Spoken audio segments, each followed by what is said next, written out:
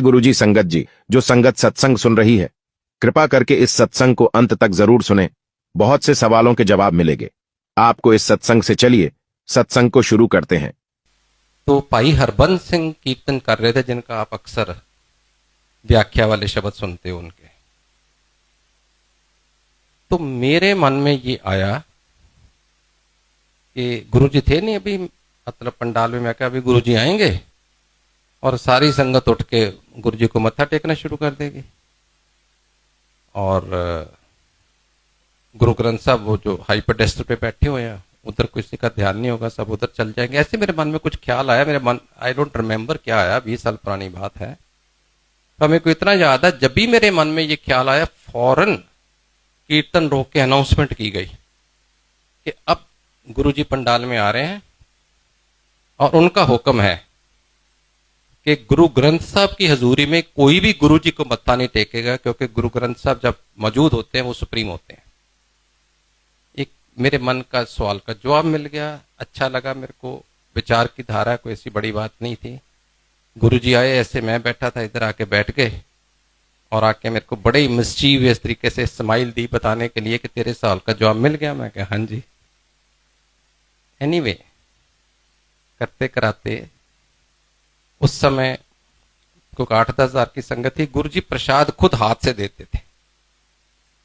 और गुरुजी के कोमल हाथ अगर फोटो में देखो तो ऐसे ही किसी को देते थे, और वो 2 हाथों में भी नहीं पकड़ पाता था। दोनों हाथ पूरे भर जाते थे और आपको ऐसे ऐसे खाना पड़ता था, क्योंकि शिफ्ट तो कर ही नहीं सकते थे। अब लाइन बड़ी लंबी, मेरा कोई विश्वास नहीं था। मेरे को था वापस चंडीगढ़ जाऊं, तो बहुत लंबी लाइन में मैंने को, मतलब कुदरती बात है, जब इतनी लंबा लाइन थी, ये एक अनाउंसमेंट हुई कि दिल्ली वाले बाद में लेंगे लंगर, पहले पंजाब वाले ले लें। तो मैं 50-60 लोग के बीच में जाके थोड़ा जा छुप के, मैं कह ना मैं पंजाब का ना दिल्ली का, चंडीगढ़ तो यूनियन टेरिटरी है, मैं निकल जाता हूँ। तो मैं प्रसाद लेने के लिए स्मार्टली भी, चलो चले घर चले, मैं ऐसे 50-60 किलो, किसी को बोल दो जरा, मेरे को जल्दी, कुछ ना तो करता नहीं, लाइन में आ गया। ऐसे ऐसे गुरुजी प्रसाद दिए जा रहे हैं, और जब मेरी टर्न आई, कहते आओ नारंग अंकल आ गए लाइन तोड़ के।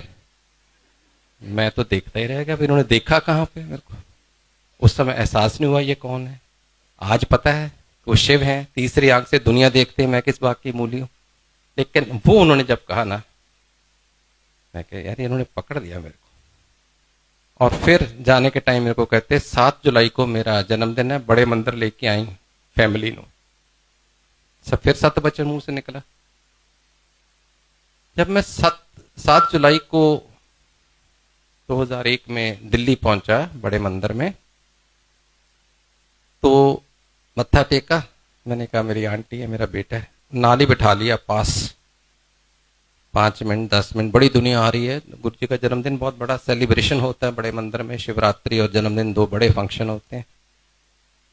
और उसमें वहां पे अरुण शौरी अंकल बैठे हुए थे। If you have heard of Arun Shourie, he was minister पहली वाजपेयी गवर्नमेंट में भी, और वैसे इंडियन एक्सप्रेस के एडिटर भी रहे हैं, बहुत फेमस जर्नलिस्ट हैं। 10 मिनट हुए होंगे तो कहते अरुण शौरी को, शौरी अंकल नारंग को सत्संग सुनाओ।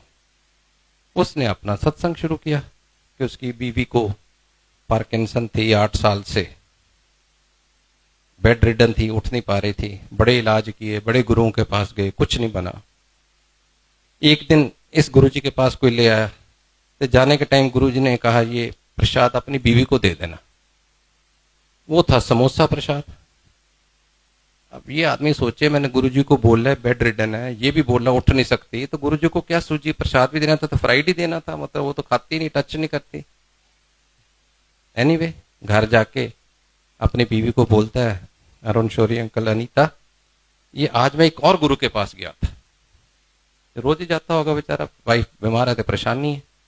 आज मैं एक और गुरु के पास गया तो उन्होंने ये आपके लिए प्रसाद दिया है, मैं आपकी साइड टेबल पे रख रहा हूं, अगर दिल करे तो खाना, नहीं करेगा तो सुबह मेड को दे देना।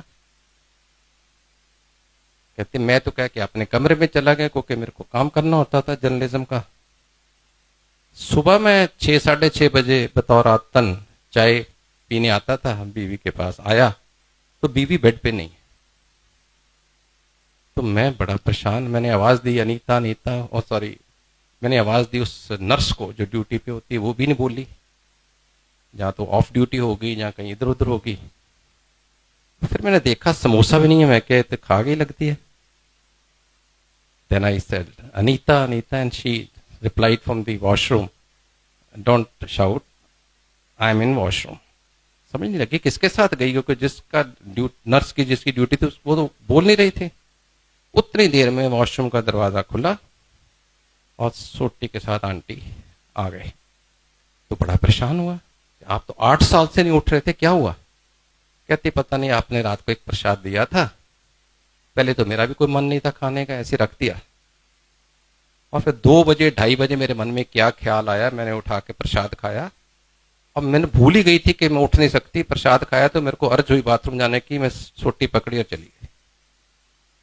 That was the beginning. अब यही चीज कोई ऐरा गहरा का कोई भी और संगत का सुनाता तो मेरे को विश्वास नहीं होता। मेरे को लगता है ये गुरु जी ने अपने कुछ टट्टू पाल रखे, स्पोक्स पर्सन है। आप में से कई सोचते होंगे मैं भी गुरु जी का स्पोक्स पर्सन हूं, कि उनकी सत्संग करते हैं, उनकी तरफ से पता नहीं क्या इनको मिलता है, ये जो गुरु जी का प्रचार। नो, पर उनको पता था गुरु जी को कि ये जो पढ़े लिखे लोग हैं, मेरे जैसे सो कॉल्ड पढ़े लिखे, अरुण शौरी कहेगा तो एकदम मान जाएंगे, कोई और कहेगा तो शायद नहीं मानेंगे। तो यही कारण था गुरु जी ने अरुण शौरी से ही सबसे पहले सत्संग कराया मेरे साथ, जिसमें मेरा, मेरी बीवी और मेरे बेटे को अटल विश्वास हो गया। उम्मीद है आप सबको आज का सत्संग अच्छा लगा होगा।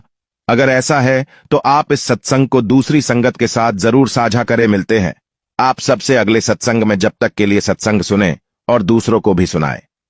जय गुरु जी।